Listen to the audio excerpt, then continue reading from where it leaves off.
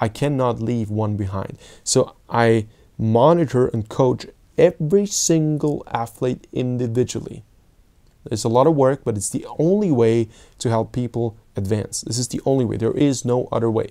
And I think every federation would need a monitoring coach in the background who really monitors every athlete over years, says, you're overtrained, and talk to the head coach. Look, you need to pull him out 2 weeks recovery training. Otherwise, forget him in 3 months. All right, 2 weeks recovery training, good. Thank you for monitoring. Bring him back when he's ready. This is what a federation should do. This is my job, you know. I do this remotely. Bring me along. See, I'm not in a situation where, say, I have 150 athletes, and if I burn 145 and only 5 make it, good, I did my job. No, I have 150 athletes, and every single of them has to reach its full potential. This is my approach. This is my job. It is easy to write a training plan and say, do this, this, this. And if you can't do it, you're just a loser. That's cheap. That's very cheap. My job is to build athletes individually. So the primary resource for me to understand how my athletes are developing is the training log. Some people think I'm a data freak. I'm not. You know, anybody who knows me personally knows that I really don't care a lot about data. But the training log in rowing training, it's so crucial to understand where you are that there's no way around it. You just have to monitor certain things. Now, the training log has, I made a separate video about this. I'm gonna link it right there if I don't forget to link it. We have the sleeping hours and the sleep quality. If you sleep, say, consistently 7 hours, and one day you sleep 5 hours, and I know that you don't feel as well as you usually do, I know, okay, it might be a lack of sleep. Very simple. If you slept 8 hours but quality is bad, I don't have to worry about, you know, training not feeling as good as it usually does, because I know, oh, sleep quality wasn't good. So these are simple things, you know. Sleeping hours, anybody can count. And sleeping quality, yeah, a scale of 1 to 6. 1 very good, 6 very bad, and everything in between. And now you might ask, okay, but how do you know that one person scale number 2 is the same as other person? It is not. But within a person, the values are always consistent with any perceived load scaling. Now, the next thing that helps me to understand is the rest heart rate and the stand-up heart rate and the difference. The rest heart rate is your lowest heart rate during the night, usually early in the morning before you wake up.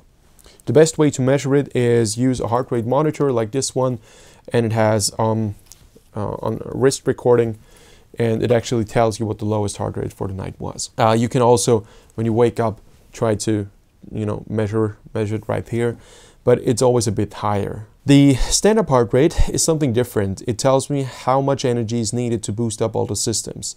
So you wake up in the morning and either you count 20 seconds, 30 seconds, whatever, and multiply.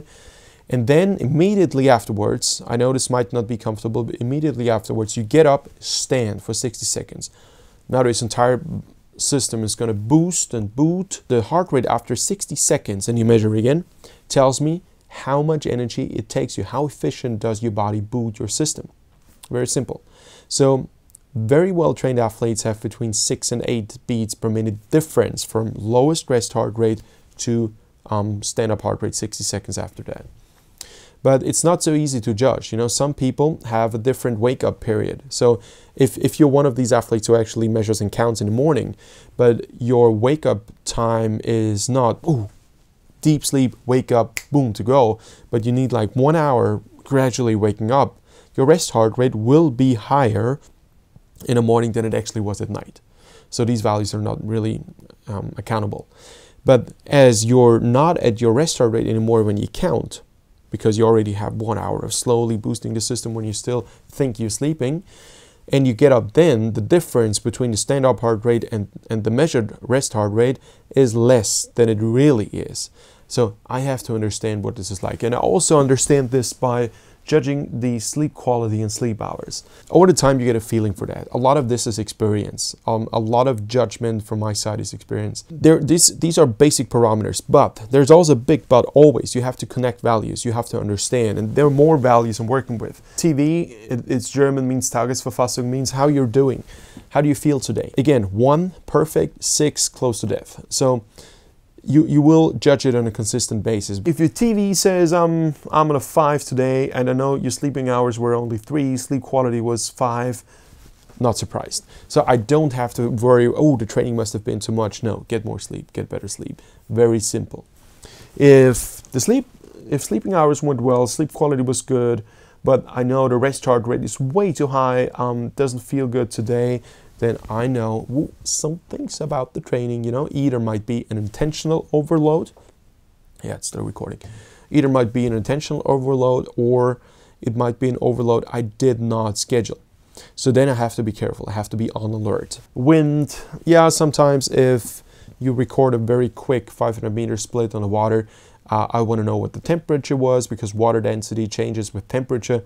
I know it sounds a bit freaky, but this is a fact. Hot water is much quicker than cold water. If you have a tailwind, of course, time's going to be faster. If you're one of these athletes who can row in tailwind. What did this training feel like? So the way you record it is, okay, I did, you extend the line. So I did 20 minutes at this average heart rate of rowing, felt like on a scale 1 easy, 6 devastatingly hard, felt like a 2.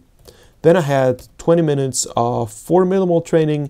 This was the average heart rate. It was rowing and it felt like a 3. All right, that's good. Just understanding and connecting the values helps me a lot to judge where you are.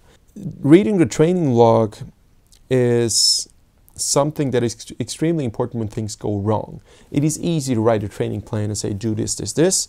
And if you can't do it, you're just a loser. That's cheap. That's very cheap. My job is to build athletes individually, and this is why this training log for me is so crucial.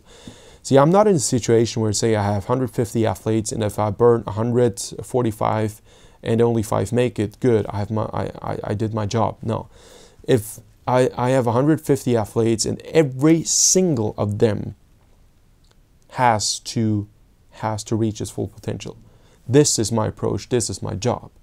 You know, I cannot leave one behind. So I monitor and coach every single athlete individually.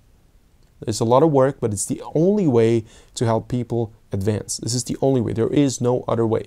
And I think every federation would need a monitoring coach in the background who really monitors every athlete over years, says, you're overtrained, and talk to the head coach, look, you need to pull him out 2 weeks recovery training. Otherwise, forget him in 3 months. All right, 2 weeks recovery training, good. Thank you for monitoring. Bring him back when he's ready. This is what a federation should do. Something that also helps me to understand how you guys are doing is just these columns: realizing, understanding, analyzing. What have I understood for myself? Remarks concerning the training. The question was, how do you actually measure performance development of your athletes? I mean, naturally, there are many ways to do that.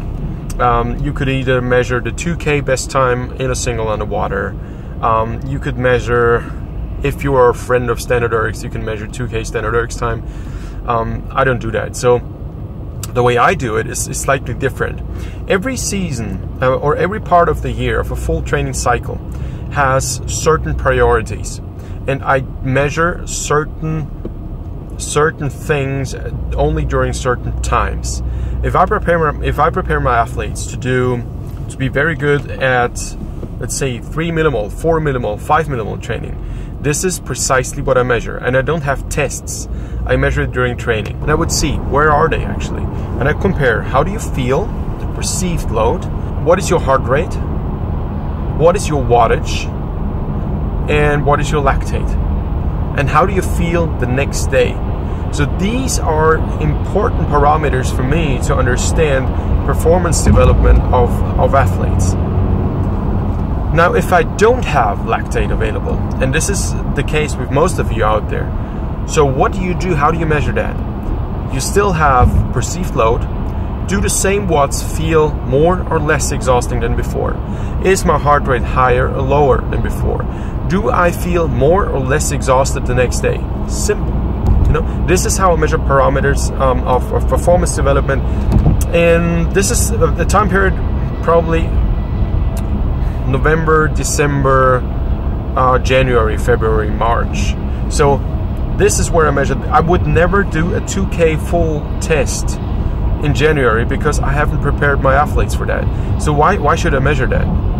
This is like I teach my athletes Spanish, and then I'd say, surprise, surprise, the exam is going to be in French. Now, what do you do now? I see how you perform in French.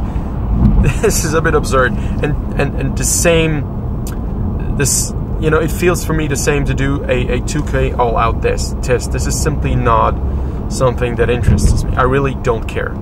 Now, as we come towards April, May, June, this is where I do high-intensity stuff. Still, yeah, you'd probably have a 2K test in terms of regatta, so you let people race around April, May, so for the first time. But I don't expect good times then. I expect decent times. If everything's gone right, I expect that my athletes at least fulfill their personal best of last year. That's already very good, because you got to consider that personal best last year, the year before, was probably done in hot water conditions, so very fast. And now in April, at least in the northern hemisphere, we have quite cold water, so slow conditions. But if my athletes can be somewhat around their personal best from last year, it means that they are faster in worse conditions. And B, we've mainly done basic endurance training and strength training, no high-speed training, and still, just with these parameters, they can live up to last year's highest standards. So that's for me one of the key cornerstones in measuring performance development. Now, this is not always the case, but most of my athletes actually can do that in comparable weather conditions. Now, around May, June, July, I will do high-intensity training. So what interests me during, let's say, 3 times 3 minutes high intensity is how quick can you go? How quick can you go during the first minute? How quick can you go during the second, during the third minute? So I'm quite precise on what I measure and what values mean to me. And the general, to round this video up, the general approach I have to measuring performance is, first, only measure what I let my athletes become good at. Again, don't do a 2K test if you don't train 2Ks. Very simple. Then I always see the big picture. I don't just see result is good, result is not good during preparation. I think on day 0, when you actually have to perform, the only thing that counts is, are you fast, are you not? But the way there is the interesting thing. So the part 2 of this entire thing is to make sure that my athletes understand what results mean, and they don't get devastated just because results are not what they thought they were going to be. The interesting part is when I have to connect. When athletes start to increase their wattage a lot.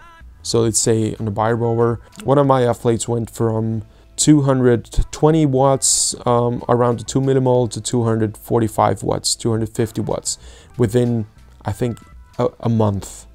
This is a pretty steep development, and we always measure lactate. And he felt good, sleeping parameters awesome, everything was great, but I saw something was wrong. And the way I understood it was, if your peak heart rates go down in every section of training, so reg, UM, O, 3, 4, whatever you do, your heart rates are always significantly lower. I have to be careful, because it just means that you cannot mobilize the body as much as you could before, because you lack the energy, because you lack the resources.